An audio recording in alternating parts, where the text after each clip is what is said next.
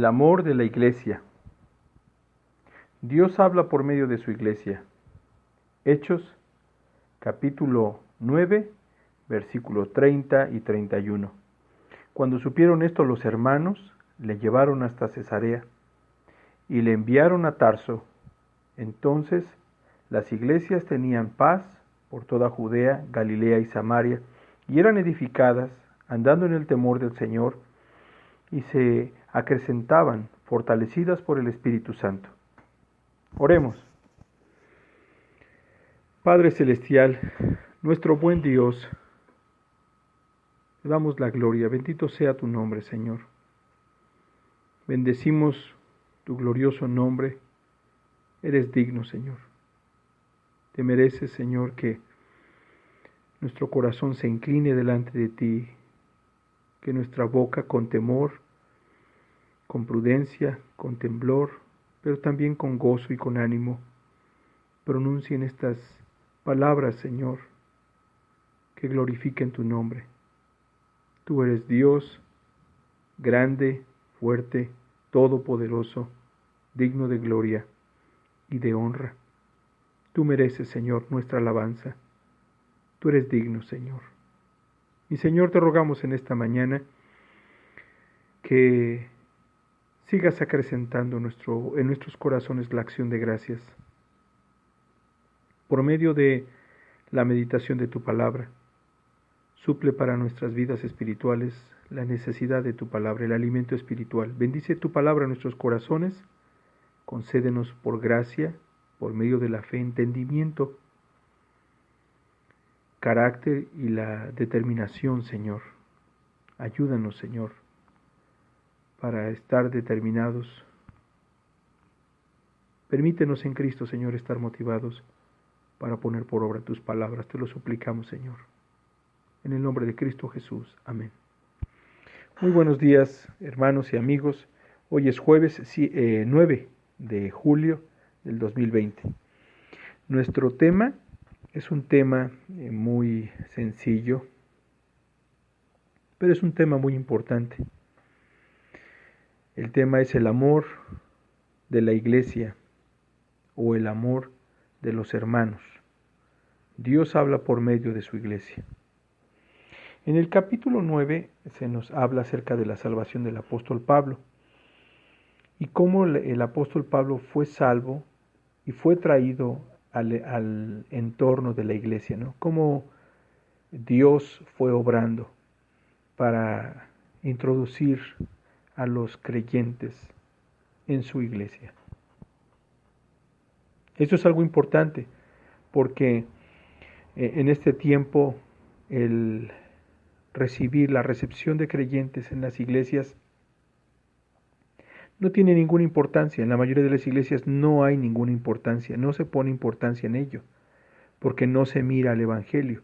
No se quiere apenar, no se quiere avergonzar y no se quiere decir algo que confronte la fe y la dignidad, el amor propio de las personas. Y sin embargo, hermanos, el Espíritu lo hará. El Espíritu confrontará a quien es creyente y quien no lo es. La palabra de Dios lo hará. Y Dios ha puesto a la iglesia como columna y baluarte de la verdad para confesar la palabra de Dios, para decir la palabra de Dios.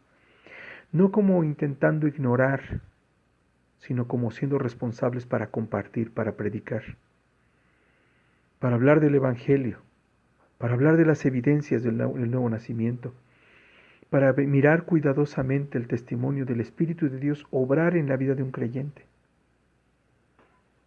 Cuando un nuevo nacido espiritual viene al mundo, miramos su ansiedad por el alimento, miramos su ansiedad y su búsqueda de la palabra de Dios, de la comunión con Dios, de la comunión con los creyentes, de la edificación, del alimento espiritual. Permítame poner esta ilustración. Cuando un niño, un ser humano, ha nacido, ¿no? Es un neonato, es un recién nacido, busca con ansiedad, después de los primeros 30 minutos, quizá, con reflejo de succión en su boca, ¿verdad? Busca con ansiedad la comida. Y Este nuevo nacido no sabe quién es la persona que le va a dar de comer.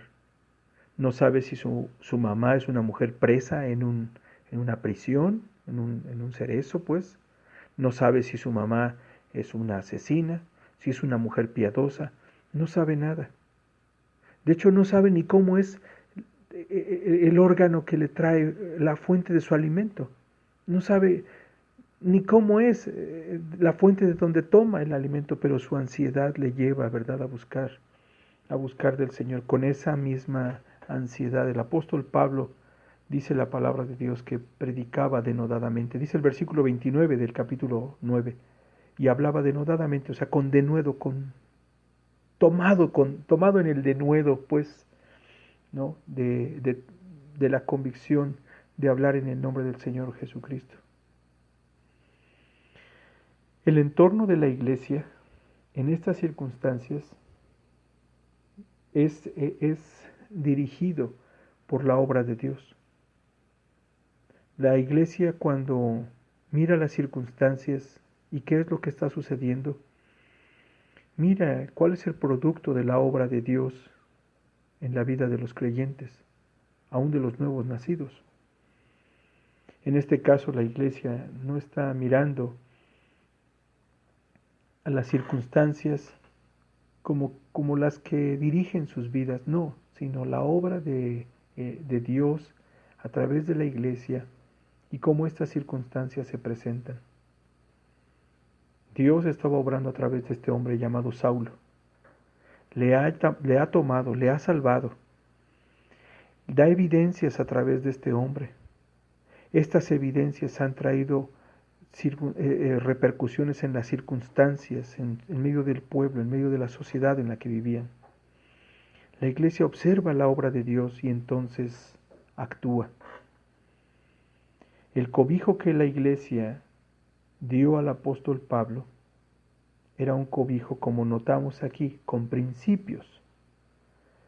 Hay en este tiempo el reclamo, ¿verdad? El intento de reclamo de parte de una sociedad. ¿Dónde está la iglesia que necesitamos para los pobres y para la justicia social? Esto es un absurdo. Ya hemos comentado eso y no ahondaremos en ese tema, pero el propósito de la iglesia no es el que los pobres se acaben, sino que las almas se salven. La iglesia debe cobijar a los creyentes y aún a los no creyentes con el cobijo del Evangelio. Este cobijo es la fuente que las almas necesitan. ¿Cuál era la forma en la que la iglesia cobijó al apóstol Pablo? ¿Cuál es la manera en la que nosotros respondemos ante las necesidades, ante los problemas, las enfermedades para con los creyentes? ¿Cómo es que usted y yo debemos de cobijar a los hermanos y aún a los no creyentes bajo estas directrices? El versículo 31 tiene mucha instrucción. Véalo, vamos a leer otra vez el 30 y el 31. Cuando supieron esto los hermanos, que sabían que Pablo estaba siendo amenazado de muerte, le llevaron hasta Cesarea y le enviaron a Tarso. No se deshicieron de él. Lo que nos dice la Escritura es que la iglesia tomó esta decisión. Le tomaron, ¿no?, en ese sentido, en ese cobijo, le llevaron a Cesarea y le enviaron a Tarso, a su ciudad natal. Tenía un porqué esta acción. Y el versículo 31 es muy descriptivo. Entonces las iglesias tenían paz. Por toda Judea, Galilea, Samaria, eran edificadas, andando en el temor del Señor, y se acrecentaban, fortalecidas por el Espíritu Santo. ¿Cuál es la forma en la que la iglesia, hermanos, debe cobijar a los creyentes? ¿Cuál es la respuesta en la que la iglesia debe ser utilizada para, y también debe ser una herramienta, un medio para que Dios hable a la vida de los creyentes? En primer lugar, debemos buscar la paz para con Dios, como iglesia, pero también en la vida de cada creyente. No buscamos resolver la vida de los creyentes haciendo una burbuja para ellos. No buscamos hacer comentarios emocionalistas necios o desprovistos del sentido espiritual. Buscamos que la palabra de Dios traiga paz a los corazones. Buscamos que el caminar de cada creyente sea el resultado de tener paz para con Dios. Y la única manera en la que cada creyente tenemos paz para con Dios es en Cristo. Aún las necesidades más apremiantes, aún las necesidades más tortuosas de la psicología de la mente, no tienen solución a menos que haya paz para con Dios por medio de Jesucristo.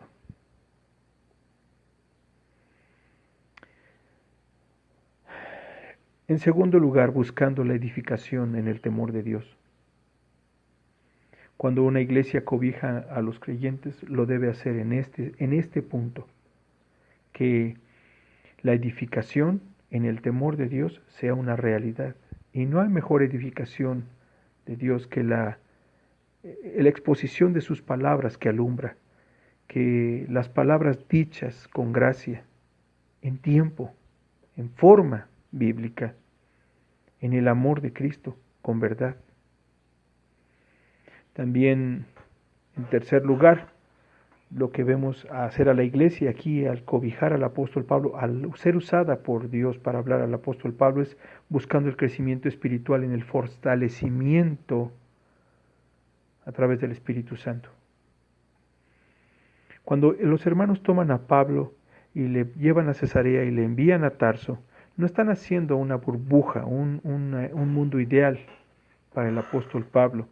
Simplemente están buscando las circunstancias que traigan crecimiento espiritual y el fortalecimiento en el Espíritu de Dios, en la obra del Espíritu de Dios. Es así como estamos obrando, es así como estamos siendo usados para cobijar a los creyentes. En este tiempo, hermanos, nos damos cuenta, ¿no?, de cómo los hermanos en la iglesia, en nuestra iglesia, hemos aumentado en la comunicación a través de las redes sociales y podemos decir, pues esto es propio, esto es así normal, ¿no? Pues es lo único que nos queda. Pero sabe que esta es una forma en la que Dios está llevando a su iglesia, primero a expresar el amor a Dios, segundo, a expresar esa comunión, pero también a aprender a hacerlo de esta manera bíblica. Busquemos así la mutua edificación. Sirvamos a Dios útilmente, cumpliendo el propósito de Dios, exponiendo su palabra, negándonos a nosotros mismos, quitándonos nosotros de la ecuación, quitando nuestra emoción, quitándonos nosotros, ¿no?, de este medio emocional y buscando el propósito de Dios, la paz de Dios, la edificación en el temor del Señor, el crecimiento espiritual a través del fortalecimiento, de aquello que traiga fortaleza espiritual. Busquemos la gloria de Dios, hermanos, en esta comunión, en la que Dios nos ha puesto ahora en estas circunstancias. Oremos.